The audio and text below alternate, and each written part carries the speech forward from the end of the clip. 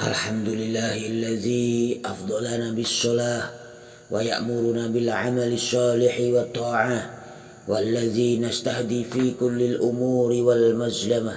Asyhadu an la ilaha illallah wahdahu la syarika lah wa asyhadu anna Muhammadan abduhu wa rasuluh. Allahumma shalli ala Muhammadin wa ala alihi wa sahbihi wa man tabi'ahum bi ihsanin ila yaumiddin. Amma ba'du fa ya ayyuhan nas ittaqullaha fima amar wantahu amma naha wa'lamu anna Allah amarakum bi amrin bada'a fihi bi nafsihi wa thana bi malaikatihi bi qudsihi ya ayyuhalladzina amanu ittaqullaha haqqa tuqatih wa la tamutunna illa wa antum muslimun. Ya ayyuhan nas ittaqu rabbakumul ladzi khalaqakum wa yuslih lakum a'malakum wa yaghfir lakum dzunubakum wa may yusaddiqillaha wa rasulahu faqad faza fawzan 'azima. Kaum muslimin jamaah Jumat yang dirahmati Allah, marilah pada hari yang cerah ini kita bersama meningkatkan ketakwaan kepada Allah Subhanahu wa taala, karena hanya dengan takwalah kita dapat selamat menjalani kehidupan dunia dan akhirat. Saudaraku sekalian, perlahan namun pasti Rajab telah berada di ujung bulan, dan kalau diberikan umur panjang maka kita akan memasuki bulan baru, yakni Sya'ban dan Ramadan. Sebelum Rajab meninggalkan kita, ada pesan penting yang harus terus menjadi pegangan pada bulan Rajab, yakni agar terus menjaga kualitas dan kuantitas sholat dengan segala pirantinya. Saudaraku kaum muslimin jamaah Jumat yang dirahmati Allah, karena salah satu di antara tanda terpenting bagi ketakwaan kita adalah sholat. Apakah sudah rajin sholat sesuai yang diperintahkan? Apakah sudah melaksanakan sholat sunnah sebagai penyempurna bagi kekurangan kita ketika mendirikan sholat fardu? Menurut sejarahnya, perintah sholat diterima oleh Rasulullah SAW ketika menunaikan Isra Mi'raj, bahwa Nabi Muhammad naik menuju Sidratul Muntaha dan bertemu secara langsung dengan Allah Subhanahu wa taala. Pada saat itulah Rasulullah mendapatkan perintah baginya beserta seluruh umat yang mempercayai keterutusannya. Pewahyuannya yang secara langsung ini menjadikan sholat diyakini oleh para ulama sebagai sebuah ibadah yang memiliki keistimewaan tertentu. Sholat adalah ibadah yang pertama kali akan ditimbang kelak di hari pembalasan. Jika seorang hamba baik sholatnya, maka tentu menjadi baik pula lah seluruh amal perbuatannya. Sebaliknya, jika sholat seorang hamba jelek, maka berarti buruk pula lah seluruh hidupnya. Kaum muslimin saudaraku sekalian, jamaah Jumat yang dirahmati Allah, tentu urusan baik dan buruk ibadah sholat seseorang kemudian bukan hanya ditentukan oleh rajin dan tidaknya pergi ke masjid, melainkan juga menghitung khusyuk ataukah tidaknya, ikhlas atau pamernya seorang hamba ketika sedang menghadap Sang Pencipta alam semesta ini setiap waktunya. Jamaah Jumat yang dirahmati Allah, sebagaimana firman Allah, qad aflahal mu'minuna alladzina hum fi sholatihim khashi'un. Artinya telah beruntunglah orang-orang mukmin, yaitu mereka yang khusyuk dalam sholatnya. Al-Quran surat Al-Mu'minun. Saudaraku, bukan hanya di akhirat Allah menjanjikan kebahagiaan bagi hambanya yang mendirikan sholat dengan segenap jiwa dan raga. Semenjak di dunia pun Allah telah memberi kabar gembira kepada umat Islam, sebagaimana firman Allah, walau anna ahlal qura amanu wattaqau lafatahna alaihim barakatin minas sama'i wal ardh. Sekiranya penduduk negeri-negeri beriman dan bertakwa, pastilah kami akan melimpahkan kepada mereka berkah dari langit dan bumi. Al-Quran surat Al-A'raf. Saudaraku sekalian, meskipun ketakwaan tidak dapat hanya diukur dari sisi lahiriah berupa sholat saja, namun sholat jelas-jelas merupakan pintu masuk bagi setiap muslim untuk memulai pengabdian kepada Allah dan Rasulullah Shallallahu Alaihi Wasallam. Sholat merupakan sebesar-besarnya tanda iman dan seagung-agungnya syiar agama. Salat merupakan tanda syukur para hamba atas nikmat yang telah dikaruniakan Allah. Peristiwa Isra Mi'raj merupakan bukti bahwa salat merupakan simpul terpenting dalam tatanan Islam, baik bagi setiap individu maupun masyarakat, dalam skala yang terkecil hingga level bangsa.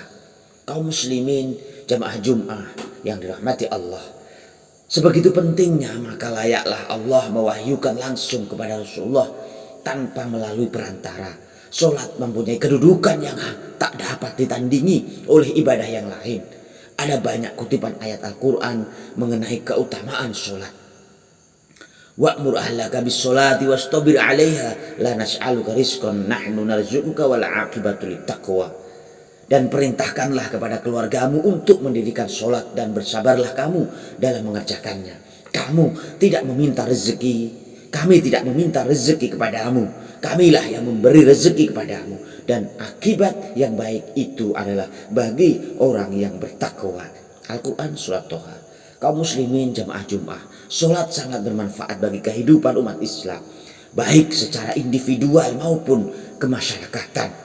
Dalam hal ini Allah menjanjikan bahwa sholat dapat menjauhkan manusia dari perbuatan yang tidak manusiawi.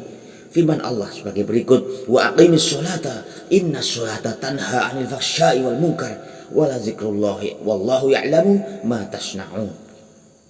Dan dirikanlah sholat, karena sesungguhnya sholat dapat mencegah dari perbuatan-perbuatan keji dan mungkar, dan sesungguhnya mengingat Allah atau sholat adalah lebih besar keutamaannya dari ibadah-ibadah yang lain, dan Allah mengetahui apa yang kamu kerjakan.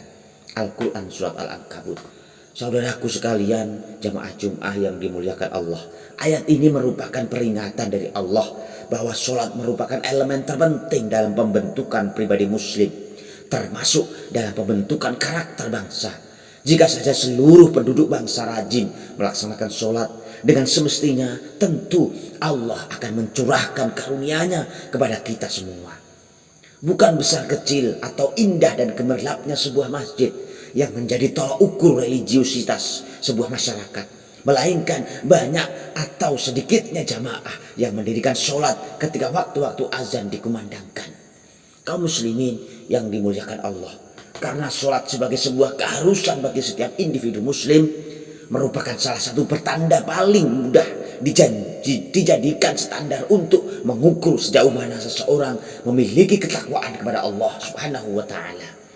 Pribadi yang bertakwa adalah pribadi yang senantiasa hatinya terikat dengan batas-batas waktu sholat, meskipun memang sholat tidak secara mutlak menunjukkan tingkat ketakwaan seseorang. Setidaknya sholat dapat memberikan sebuah perenungan intensif dan kontinu kepada setiap pribadi muslim dalam keseharian.